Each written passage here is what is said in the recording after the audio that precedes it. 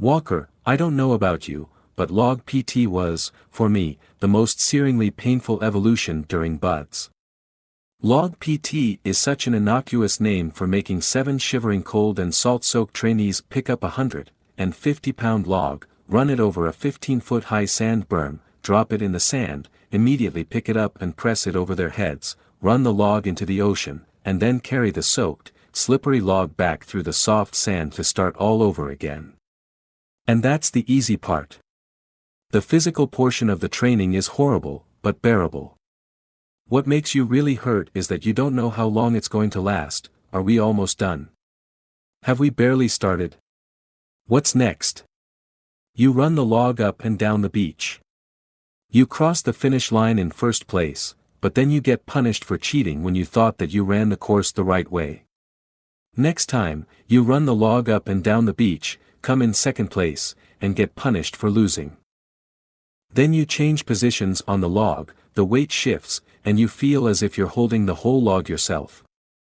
Are the other guys slacking? Everybody's in pain. If it's early in the training and you still have a clown in your crew, everybody starts to wonder if the clown is pulling his weight. Everyone's thinking that somebody else is slacking, their own will deflates a bit, the log gets heavier, and then, wham, logs on the ground and the instructors pile on. You think, we have how many more hours of this, how many more weeks of buds? You reach a point of exhaustion at which you seem to be able to express yourself only in prayer or profanity. Most guys combine the two in very creative ways. You bend down to pick up the log, but you and your crew are all a little less certain. You manage to lift it over your head, but it's a struggle and a fight this time, and as you waste your energy and spend your strength, you stoke your anger.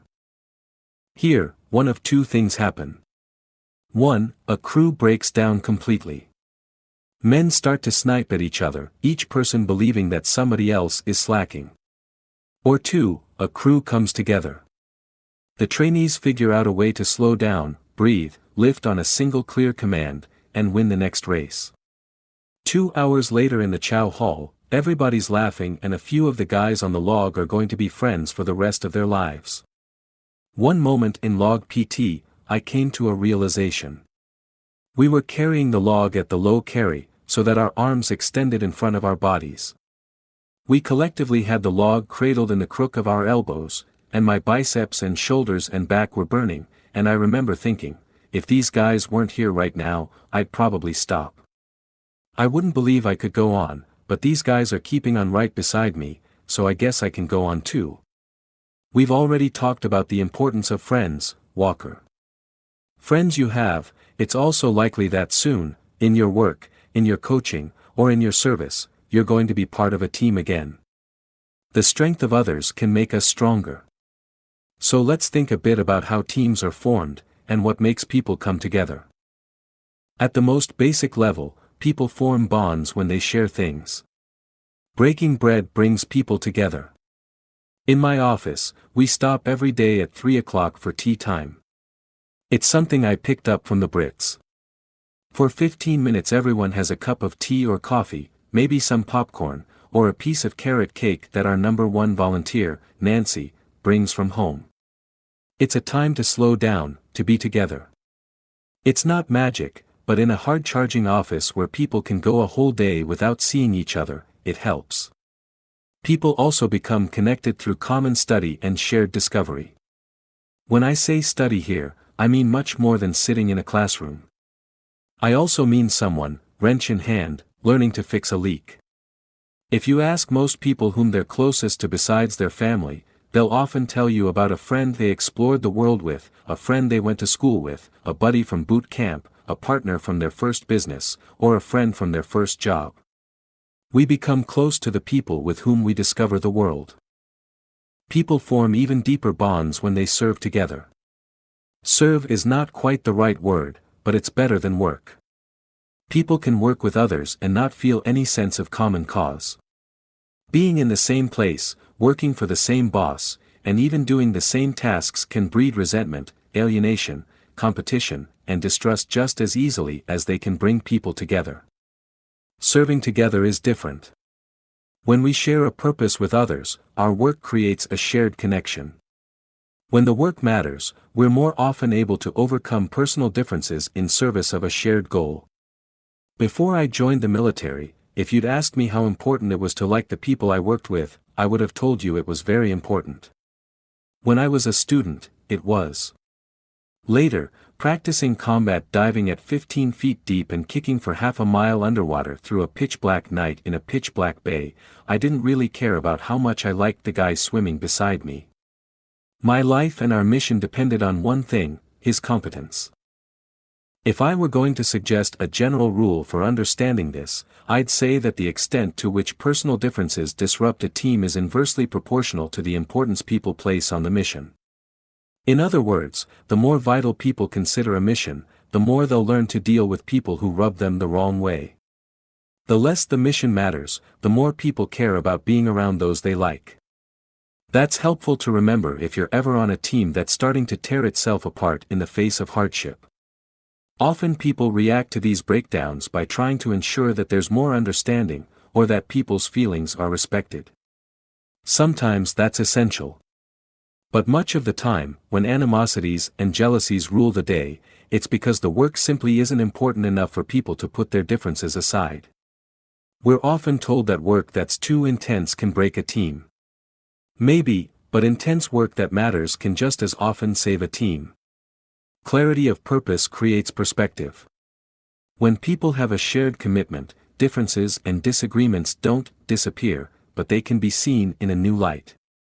Shared success can also help form teams. Magnanimity means greatness of soul, and Aristotle thought it was a suitable virtue for a successful and honorable person.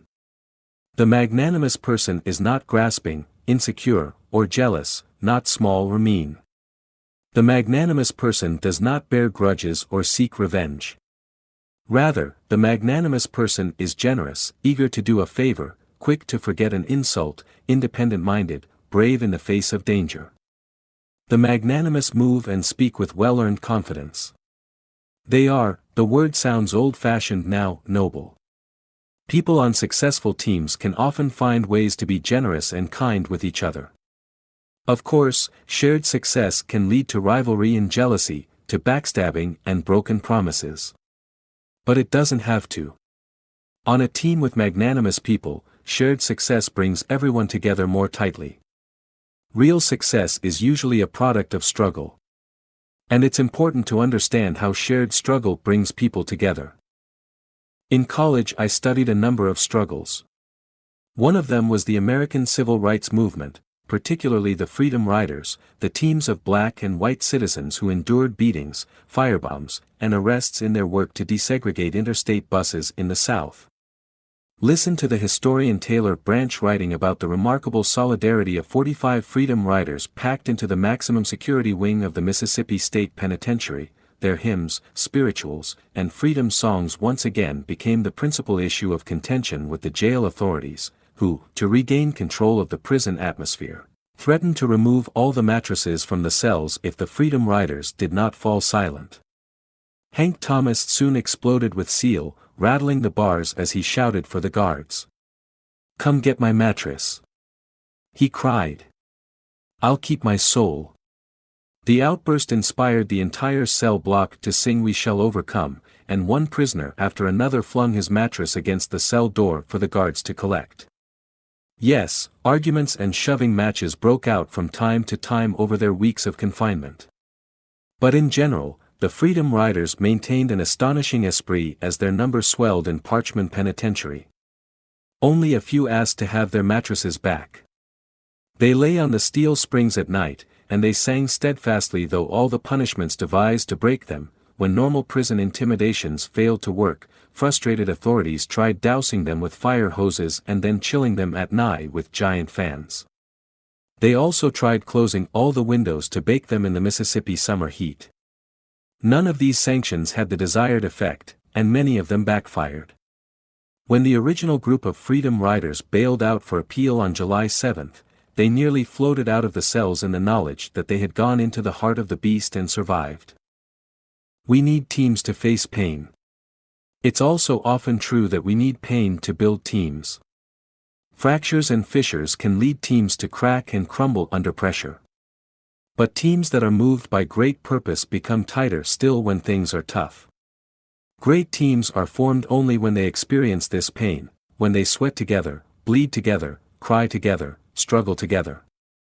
Having said all that, Walker, let's talk again about what really makes a team. Originally, team just meant a pair of animals yoked side by side. They had to pull a heavy load together. Sometimes that's what human teams feel like. We're yoked to other people for no purpose other than to pull a burden that has no meaning to us. Real teams work with and for one another. They share a purpose that is larger than any one person. But human motivation is rarely simple. The philosopher Soren Kierkegaard wrote that purity of heart is to will one thing. How many people do you know who are completely pure of heart? It's rare that anyone wills only one thing. And what's true for us as individuals is magnified when we form teams. One person has many motivations. Bring a few people together and you have a multiplicity of motivations. Some teams are tight like families. Other teams work more like allies. But all resilient teams share one thing: an ability to manage many interests while serving a purpose that is larger than the interests of any one person. This is, to put it mildly, very hard to do. But I've found that it's worth the effort. A resilient team is rare. Most beautiful and excellent things are.